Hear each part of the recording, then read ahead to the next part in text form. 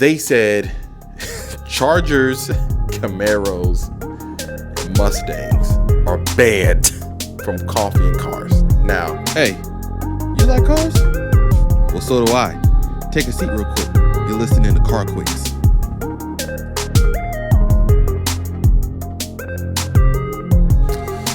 Okay, I mean, look,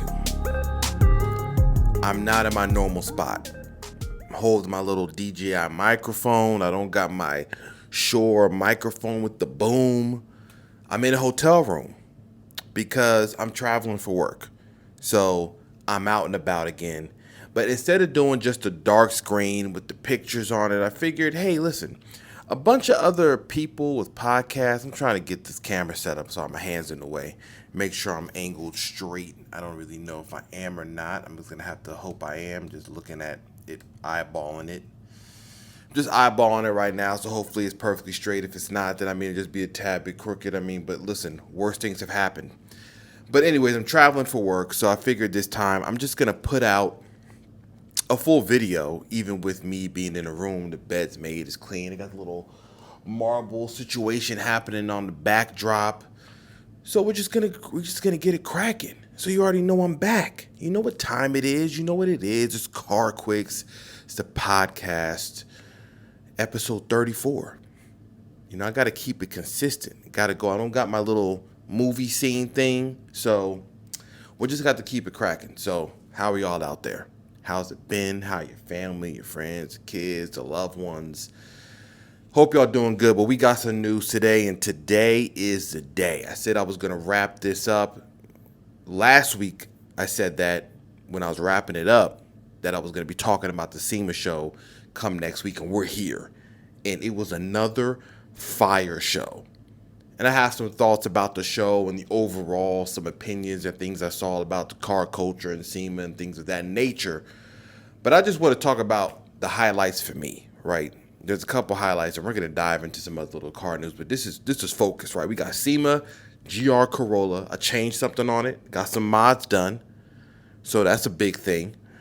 And we're going to talk about the cars. So what? Let's just talk about it, right? The SEMA show for me. And listen, I haven't been there in person, so I can't talk about the others that have been there every single year since the heyday, right? Since the 90s or the late 90s and the 2000s. So I can't speak about what it used to be to what it is now. All I can go off of is what I've seen online, from the pictures that people take to the videos I watch where people do those 30-minute walkthroughs. I think it was like Speed Industry does a video like that on their YouTube channel, if that's the right name I'm thinking of. And I watch all those videos. I love the walkthrough videos where they take like 30 minutes and just panning around the car after car, because it's like I'm at the show. I'll pause the video and I'm looking around and like, man, look at that car, look at this. So I appreciate the people that take the time to walk around and just observe the floor of the cars. But what are some of the highlights? Like what stood out to me personally when it came to some of the models there? There was, one of them was the Toyo Tire Tread Pass, right? So every year, Toyo Tires has a section at the SEMA Auto Show that has some of their highlighted builds out there, as far as like, it can be tuner cars, imports, it could be domestic, it could be supercars. It's a variety of vehicles that are out there that they show off to say, this is kind of like the best of the best. This is kind of like a showcase for what we're doing. So one of them was a Ford Escort. Man. Oh my goodness. This is like a Ford Escort Merkur, like XR4 Ti. I'll put a picture up of it. Fire. Okay. This thing looks fantastic. Truly one of the greatest Escort builds that I've seen coming out of SEMA. There's another car. There's a 240Z or 280Z. I can't tell because the whole entire thing was carbon fiber. And the whole entire thing was carbon fiber with an electric drivetrain. Now, that was one of the things that you do see a lot of. And I can see some people not liking the electric car drivetrains being put into old classic chassis instead of engines. That is true.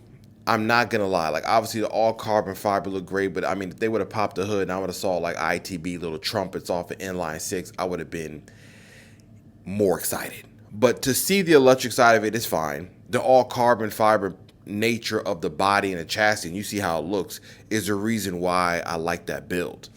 Another one for me was this lowrider Tesla. Now, this is this is truly an acquired taste. But see, I like lowriders, and I like that culture of the airbrushing, the murals on the hood and under the hood, the candy paint, the sparkles they put on it, the extra pearl and all those things, the Dayton's, that thing has spinner caps on it.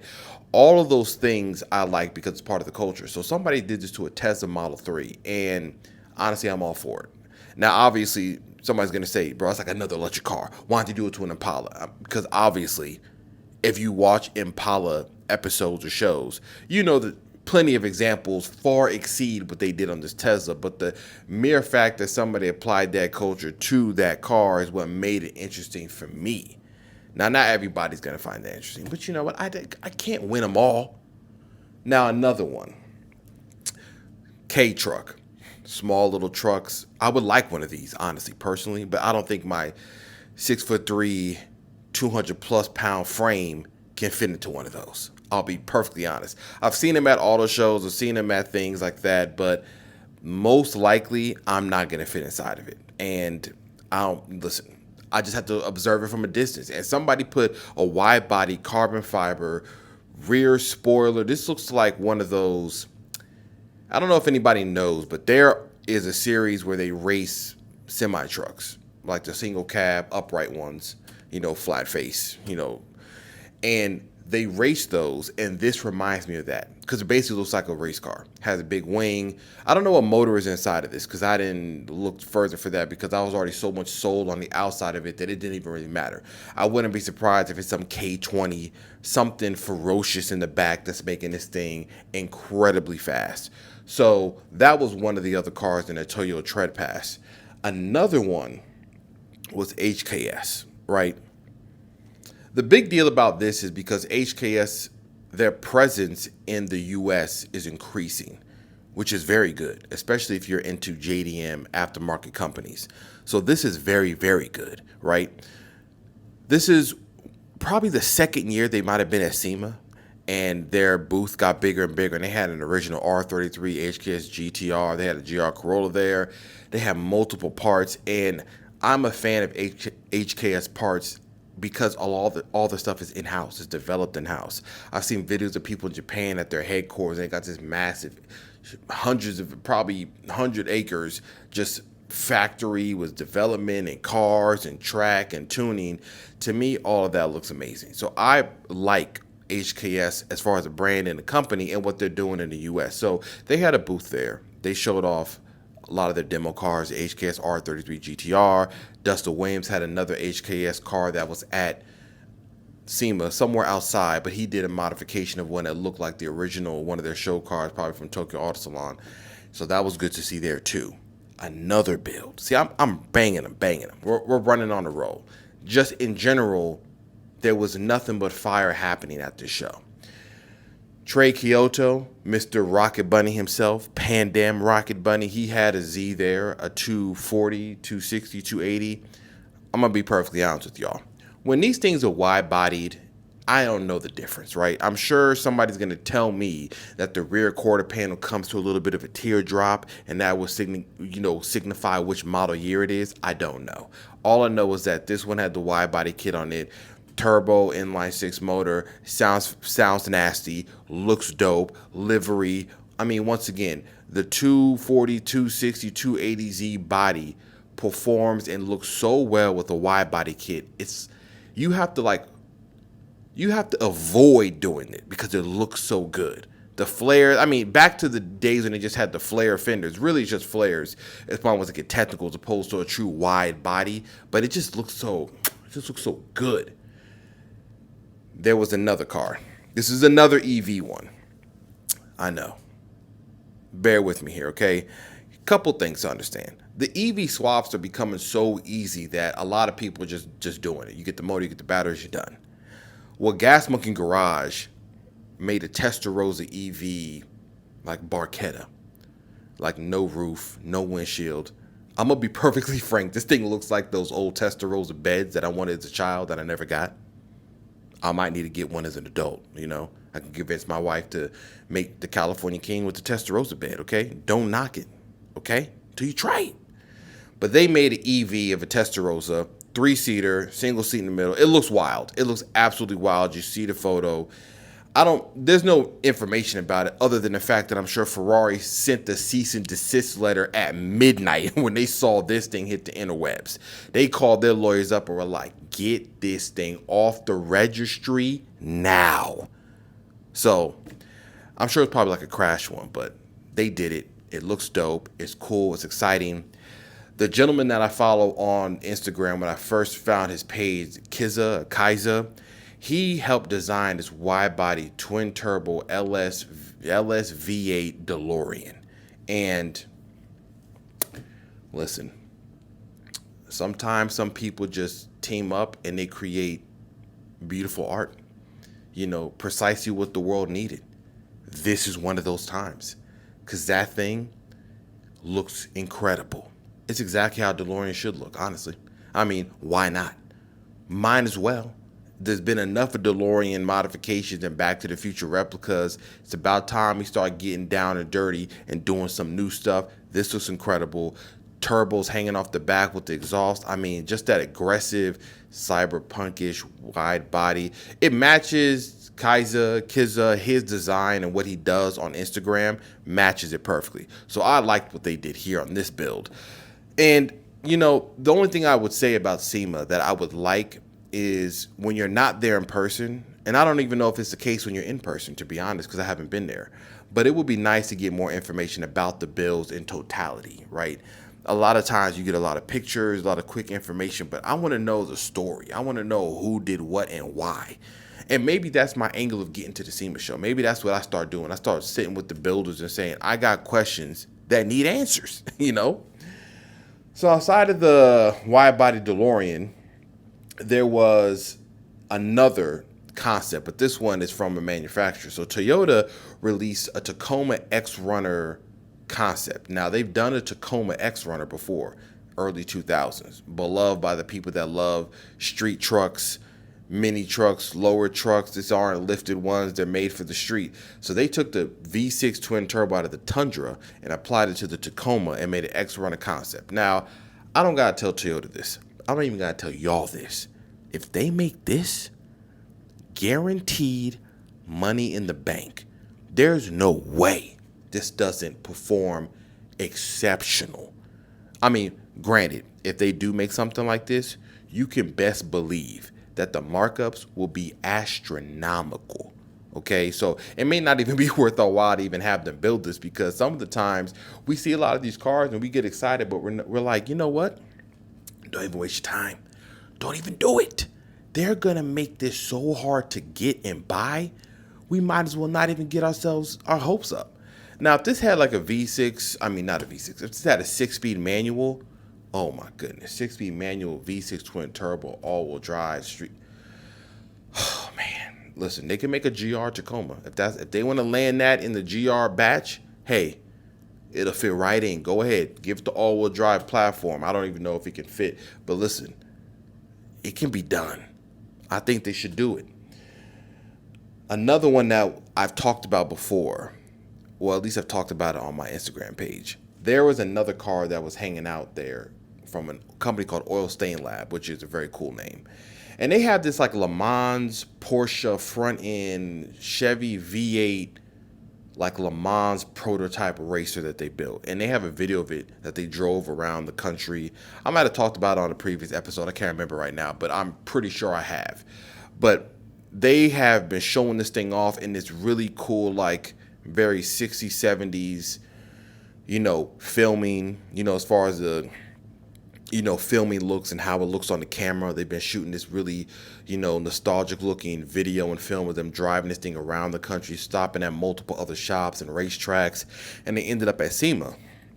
But what I didn't know, because I thought this was like a the custom builds at SEMA. You see them build this stuff and you like it, you think it's cool, but then it's like you have to research in the forums and look at the names on the door and try to find companies that they partnered with and see if they're actually building something like this. They're actually building 25 examples of what you see floating on the screen at $600,000.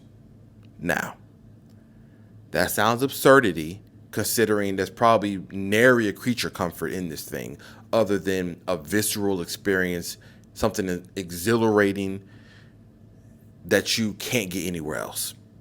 Mainly the fact that you're dealing with a chassis and a V8 behind your head and you're sitting low to the ground, you're layering out the front of it. It feels like you're in the Le Mans going down a Mulsanne Straight.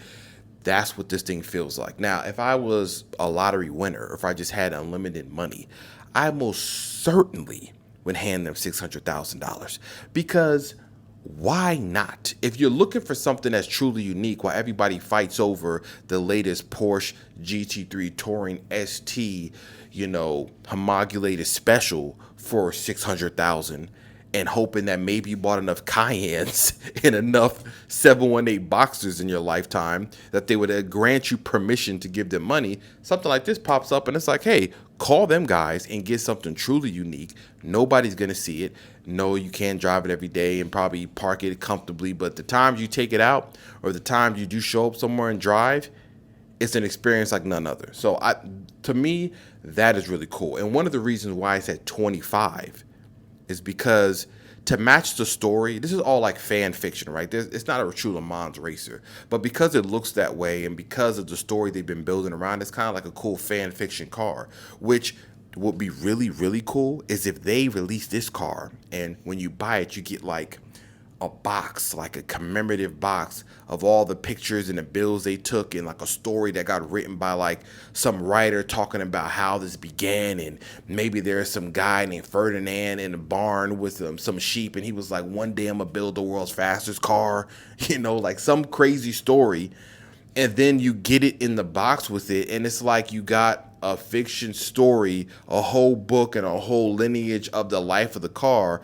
But really, it just got built by a bunch of guys that have a good imagination. I think that's really cool, and it should be done. So if they stumble upon this episode, or if I do a really quick, short oil stain lab, take that idea and run with it, and then call me to get a ride in one of these. Okay, that'll be the way you can pay me. Now, one of the big things about the SEMA Auto Show, and you already know where I'm going, okay? Because as a GR Corolla owner, I was chomping at the bit because there was a bunch of cars being built. There was Driven Mind. There was My Super Adventures. Daniel K. Song, he might be the Driven Mind gentleman. But there were multiple builds happening. I think there's another one, Do Speed. There was multiple GR Corollas that I was following on Instagram that are getting built specifically for the SEMA show. So coming up to this show, I was ready to see what was about to get cracking. Okay, I was ready for this, right? So here's one of the things, right? HKS, before the SEMA show started, had shown a video of them with their exhaust on it. And this comes back to me wanting to know more about the parts. They showed a video of their exhaust on the car. Sounded amazing, sounded dope. A friend of mine, David Lee, he was at the SEMA Auto Show, and he was at the HKS booth, and he was able to give me some pictures of the cost of like the coilovers, which were HKS tax is a real thing, because $3,000 for some coilovers on a GR Corolla that's a lot. I can't lie. I can't even front. I know their stuff is amazing. It's probably worth all the money. Maybe if there's a sale, bring it down to like $2,400 or something like that. This kind of makes it easier to swallow. Now, as far as the parts go for the GR Corolla, there was all the builds there look dope. Every single one of them. There was one that was a green one with BBS wheels on it. There's an all white on white one with the Artisan Spirits body kit. There was a Tom's Racing one. There was another one with Ellipson lip and front lip and their wing on it. All of them look good. All of them look good. So all the parts that are coming is what I've been waiting for. They got mirrors that are coming out, like GTLM mirrors that kind of look very race car-ish. Some people don't like how they look on a GR Corolla. They say they look kind of funky. I like the look because it's kind of in your face. Because Well, let me not jump ahead. There's a reason why I'm saying that, and I'm going to get to it later. There was a all white one, there's a green one, there's a HKS one, and then there's one from Cusco. Now, I will be honest, yo. Cusco's killing me with their GR Corolla. This thing's been running around Japan for a year with this body kit or this lip kit from a company called Grow Design. Grow Design's own Instagram page posted this car one time. One time. No news, no release date, no pricing, ETA or MSRP possibly. Cusco was like, we got a bunch of parts for the GR Corolla. Every single post they did showed the car from like 10 feet back. Not zoomed in on new parts, not talking about the coilovers, not talking about the lip kit. So that was kind of one of my only, hangups with some of the GR Corolla cars there is that people just saw it and swung on by. They're like, all right, we're done here. Or the companies that were talking about GR Corolla specific parts, or like Saibon had their lip kit on one of the cars there. And I'm like, all right, cool. Where's the news? Where is the news for the part? Okay, where's the part number? Where do I get one? When is it being released? When can I get my hands on one? I know we're impatient, and I know a lot of these companies got 900 million other things happening, from HR to hiring people to making product to making a viable business. But come on now. If you're at the SEMA show, for the rest of us that are not there who can't come to the show, the only thing that we got going is to see you announce some news about a part. This is why I need to be in marketing, okay? Like, these companies that hire me, I'm going to run that thing so good that y'all going to be like, oh, man, we got people happy. You giving them news, because all you got to do is write up something. It ain't got to be nothing too crazy. And it's not like we're talking about secretive development of cars. We're talking about parts. Tell us when they're coming. So Cusco had their parts there. There's some from Saibon. Then there's Tom's Racing.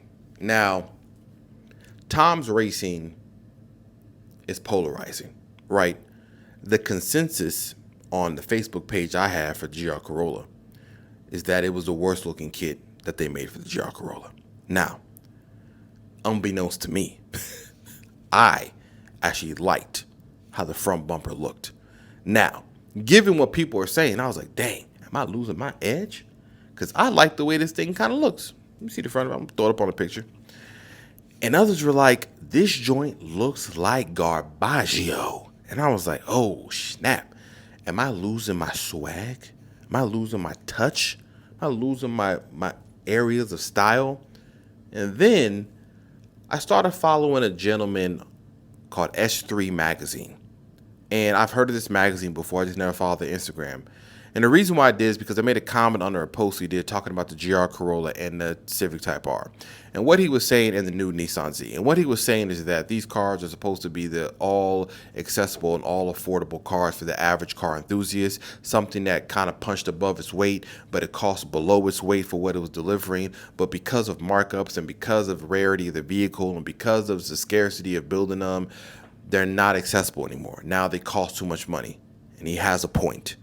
Because I had to search far and wide to get my GR Corolla for reasonable numbers, for MSRP. It took forever. And a lot of people don't have that option. And I know some people say, well, you're not looking hard enough. Y'all just like wasting money. However somebody's life goes by time and money and what they have access to and what they can do and what they can spend their time doing is going to be different across the board. For some people, it's an emotional thing, and they're just going to say, listen, I've been searching for a while, and I know MSRP stuff exists out there, but I can't get a hold of it, and I've been trying to do this for 8 months, so I'm going to pay whatever it is that I need that I'm comfortable with. That's my money, and I'm going to do it. But what he was saying ultimately was that these cars have created this weird space where they're priced so high that they're inaccessible to the masses. And what happens is that the parts that follow almost match that price or that category where it's like, oh, these are $40,000, $50,000 cars. Let's start charging outrageous price tags for all the parts. And here's what I'm talking about, right?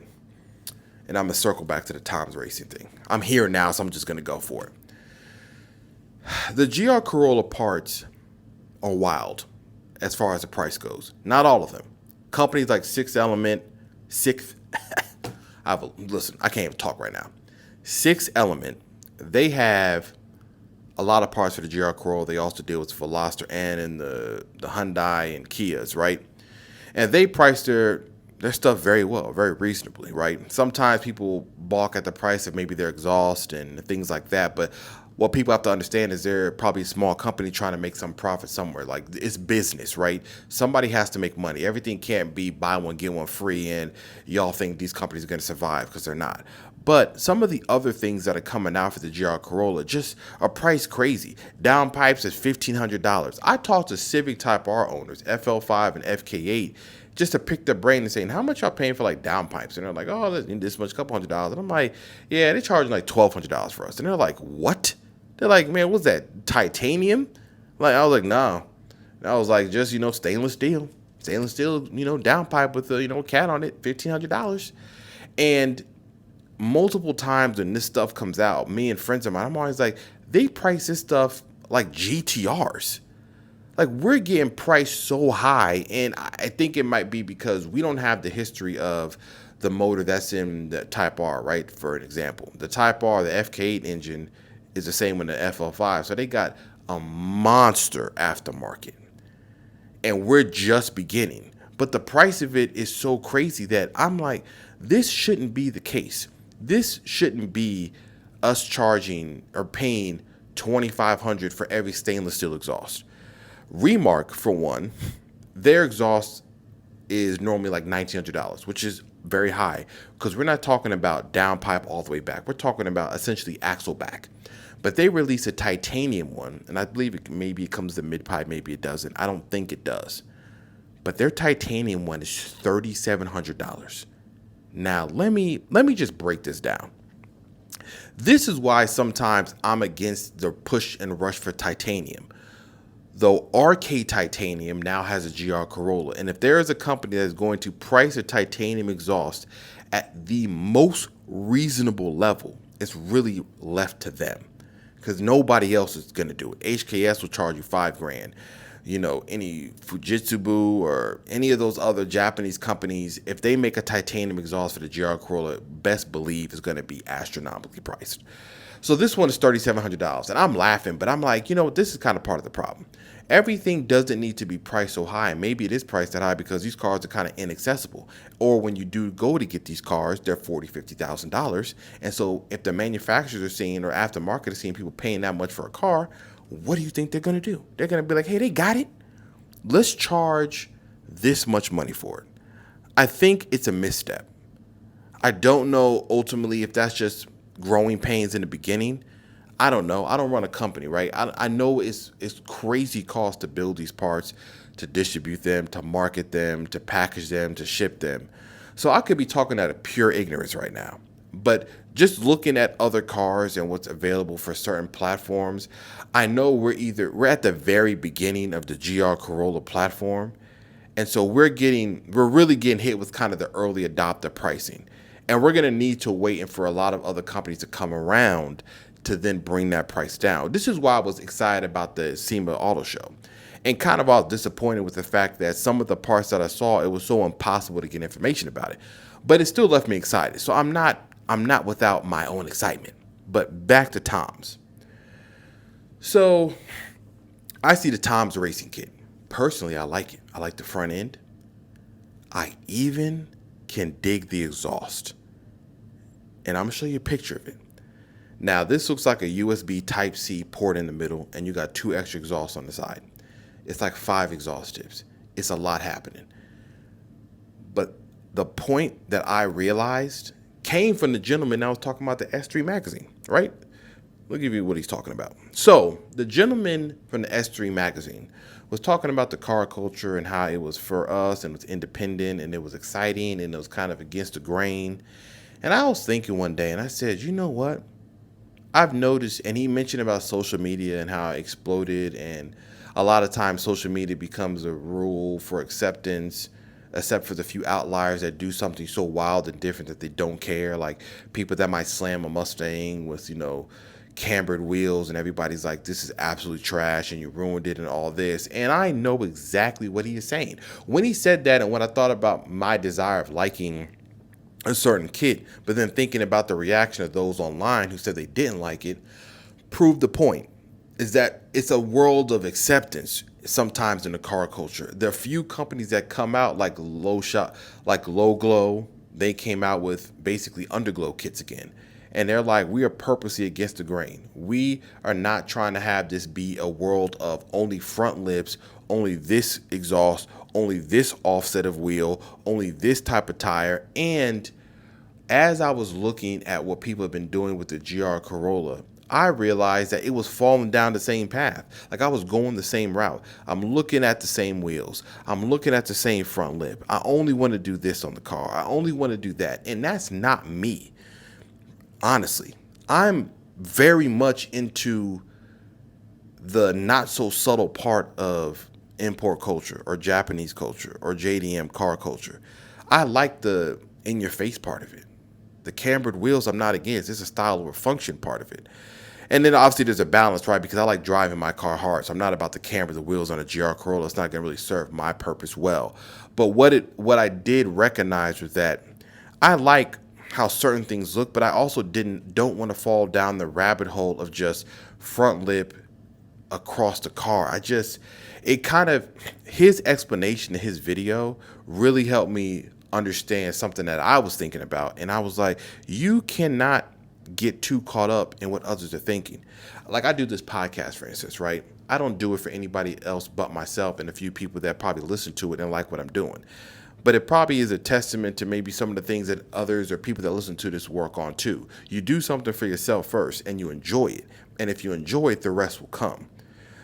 Sticky Dojo, the Chronicles, he has a line, passion first and the rest will follow. It's the same thing, right? There's a certain era of how people are building cars and the individualism in each one.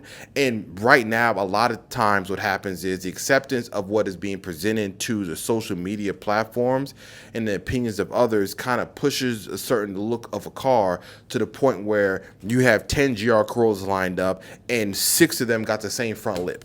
And we're all like, all right, but it's clean. And I'm like, that wasn't the whole point of this. My point is to have a certain look. So with Tom's, I actually like their front bumper and I can dig the wild nature of their rear exhaust.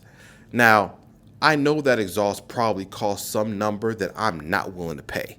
But I also like the HKS exhaust, which looks very simple, and I like the little plate in the middle. But I also know they're pricing it probably high because it's HKS. So I'm just waiting.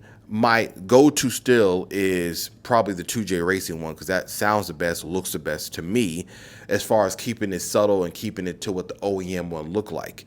And sometimes I thought about doing OEM Plus, and I probably get it for my son because my 9-year-old is more into like the exciting part of it, like do something crazy, do something fun, throw this on this, do a livery, throw these wheels on it.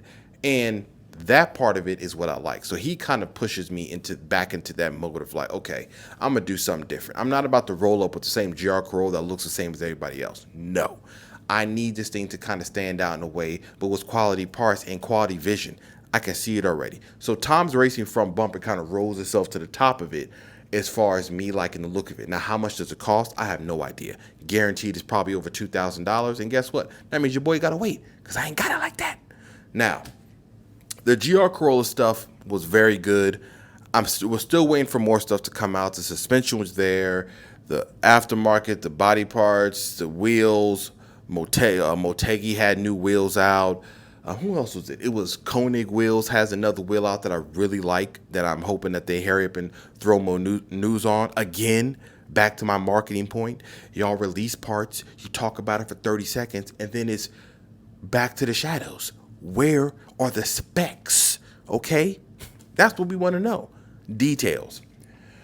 So after the SEMA show, right, that wraps up my SEMA show thing. I love what I saw. I'm keeping it quick. Like I said, I'm in a hotel room. I'm not really in my element. I can't get into my bag. But I liked what I saw there. But one of the things I noticed is that people would talk about the SEMA show in a way of it being boring. And, oh, snap.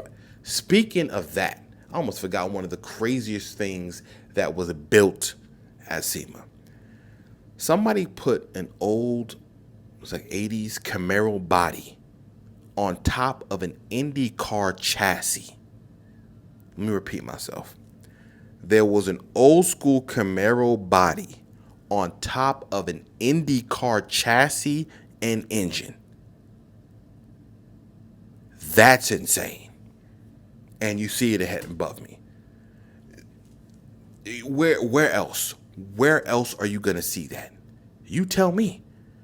If your local Cars and Coffee, Car Meet has stuff like this popping up, please send an invitation. I would love to come and see it. But back to what people were saying about the SEMA show. The SEMA show. Not just any show, SEMA show.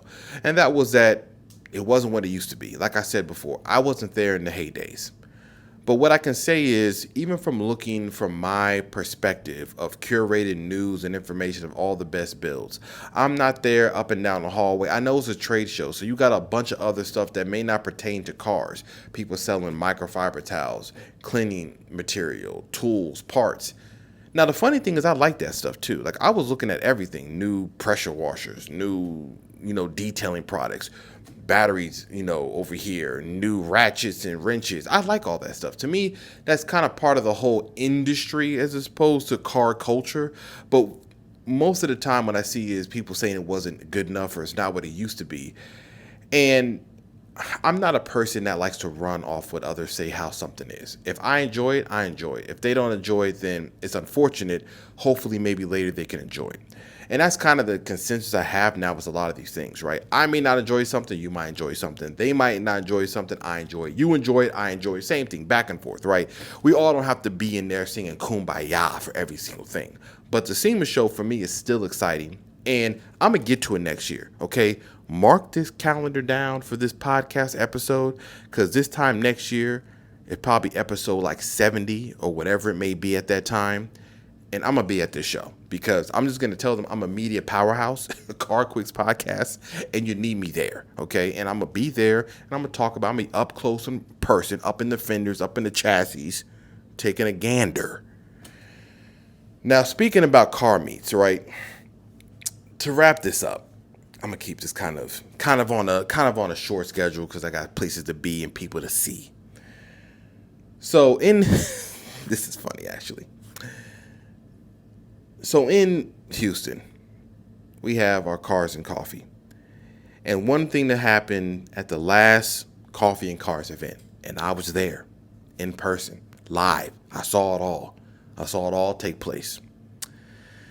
And there's an article out. TheDrive.com has an article on it. The organization made a post about it. People are up in arms. They're mad. They're angry. Folks is calling about discrimination, prejudice, and I mean they're throwing out all the hot terms, all of them, about some cars. And why? Well, at the show on Saturday, which is only a couple days ago, it's a Monday, and this recording, they said Chargers, Camaros, and Mustangs are banned from Coffee and Cars. Now, I can tell you this, in the city I live in, there is a mountain of Mustang owners, a chasm of Camaro owners, a vast, vast field of Charger owners. These cars are incredibly popular. They're incredibly capable, incredibly fast. They can be modifications up and down, okay? There is nothing you can't do to them. The only thing stopping you is your bank account. So they're popular, basically. And so when I went to the show on Saturday, I'm walking around. There's a plethora of Mustangs, okay? In every shape, form, variety. There is multiple Chargers. There are multiple Camaros. They're just a popular car. There's nothing wrong with them. I mean, you can't knock a Camaro. You may not like the popularity. Maybe you don't like some of the people that drive them. But separating the societal part of it and just talking about the car on paper, you can't knock it. They're performance cars and muscle cars, modern muscle cars. They're good for what their design and what their intent is. But unfortunately, what happens a lot is that their rear-wheel drive V8 nature tends to bring out the hooligans. It brings out the hooligans in us, even in me and us and everybody. And I think that part of it's kind of missing. See, these cars, the ethos of muscle cars were kind of like outlawish, right? I got the big, loud, brutish V8. It's brass. It's brash. I mean, it's nothing subtle. It doesn't sound clean. It sounds angry. I'm doing burnouts. I'm racing. I'm doing this. Dukes of Hazzard. There was nothing about muscle cars in general that was like, oh yeah, we're gonna chill out, cool, luxury sport, a little bit of Autobahn cruise, high speed running, Nürburgring. No, this stuff was back roads, burnouts. I'm doing some donuts. Like even in the movies, Bullet. If you look at the Bullet Mustang in the original movie, if you look at Dukes of Hazzard, if you look at any of these movies, like Gone in 60 Seconds, that car was in your face. It wasn't nothing subtle about what it was doing. So if you think about all that, if you think about the marketing that Dodge does for the Charger and look at the videos that they put out, every Dodge Charger commercial is somebody doing a burnout or a donut or flying past something. Yeah, I know. Bottom of the screen says closed course, professional driver, don't try it at home. Got it. Mustang, Mustang, Mustang, Camaro, same thing. Now, I'm not defending the actions of those that are driving the car, but what I'm saying is that we have been laying a foundation for how people are going to approach these vehicles and how they're going to act for many, many years, right? Your grandfather, your dad, like everybody's been acting a certain way. Now, bring it around to 2023 and you add in social media in the era of wanting attention, clout, attention, whatever it may be, it pays, right? And that's another issue. Not an issue, because if you're getting money doing it, by all means, get your money how you get it. But it introduces people wanting to get that attention. I want you to follow me. So we have takeovers, and takeovers are reckless because you're taking over intersections. And no, it's not how they were originally starting with takeovers and how they started in California, like Oakland. I mean, there's a whole history about them. You can go research about how it came. But we're talking about the reckless nature and some of the issues that happen at these events, right? So at the show, Coffin Cars, somebody was there with like a Charger that was decided to do a donut in the middle of the street, burn out down the street and leave. There was a Mustang doing the burnout at the street and leaving. Now, where this event is hosted, literally 2 blocks away is a police station. Now, I don't know. Listen, the police that day probably were just chilling. They're like, I'm not writing tickets or, it's a lose-lose, right? The police come out there aggressive. They're arresting people, towing cars. Folks got the phones out. We mad. We don't like the police, yo. All this stuff is going to take place, right? So maybe the police don't want to be put in that situation, and they do have better things to do than chasing down folks that are just doing a burnout. And ultimately, they will just shut the show down if they have to keep dealing with it, other than trying to pay for police officers to babysit grown adults that should know how to just leave a show and go about their business. If you want to do that, just do it in the privacy of another area, not the main downtown area. So somebody did a burnout. Somebody was shooting like 3-foot flames out of their 300C. Clearly, they have like a fuel dumper to the exhaust, which is an incredibly stupid modification. But hey, who don't like flames out the exhaust? I can't say I don't like them either. Usually, they're made by the fact that the car has the power of the turbos and has some fuel going out. But this was clearly a super exaggerated modification. So we had people revving the engine, even though people rev their engine all the time. The supercar, hypercar, people rev their engines all the time. Some of them start up so loud it sounds like they're revving it. So engine revs to me are like, who cares? We're downtown. The sound bounce off the ceilings, off the buildings for a little bit. After 10 o'clock, it clears out. Y'all get back to doing whatever you were doing.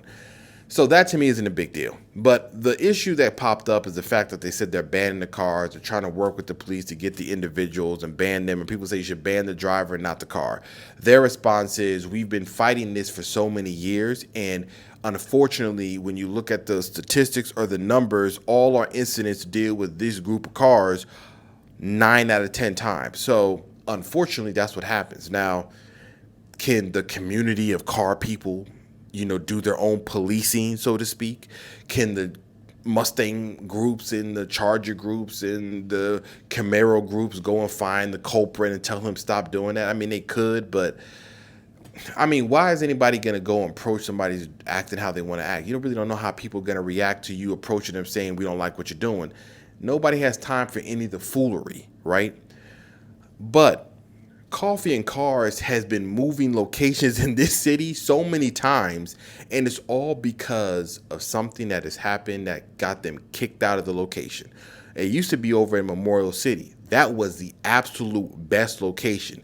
But I was there the day that their whole takeover happened at the stoplight. They were racing up and down the feeder. It was madness. And I said, we out of here. And we were out of there.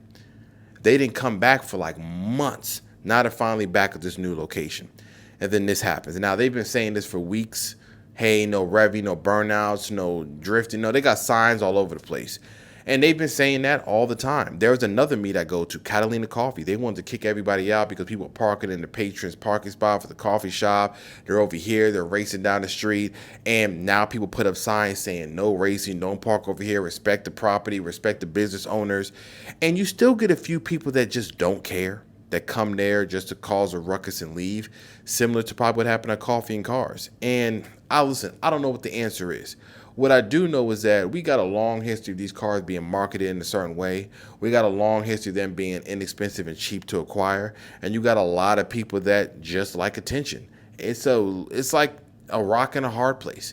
Like Coffee and Cars, what they probably are going to end up doing is just invitational stuff.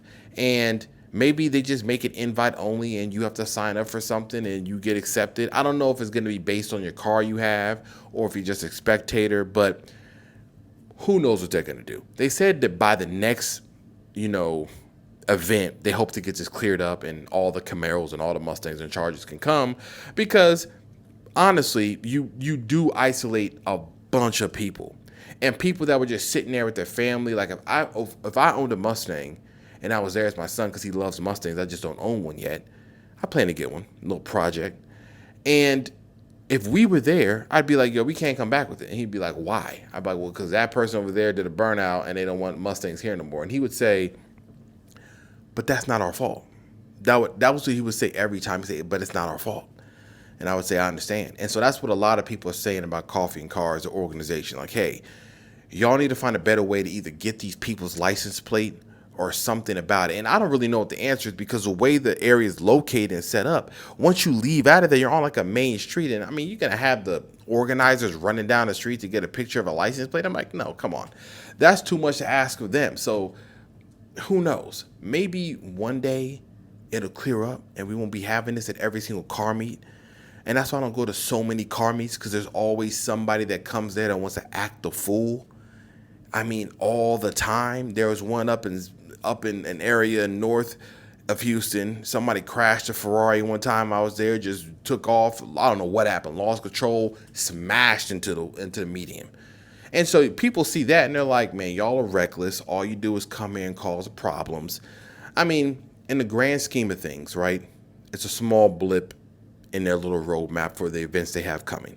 And I'm sure they'll clear this up, and the Mustang, the Camaros, and the Charger will come back. Just right now, they got the heat on them right now. Folks is not happy. And I don't have the answers, right? I know I'm not running around going to tap on windows like, hey, buddy, no revving your motor now. Like, I'm not doing that. You don't pay me enough for that. And plus, I don't even know people like that. So I'm not running up on windows and telling them what they can and cannot do. We just hope that folks respect the space and do what they're supposed to.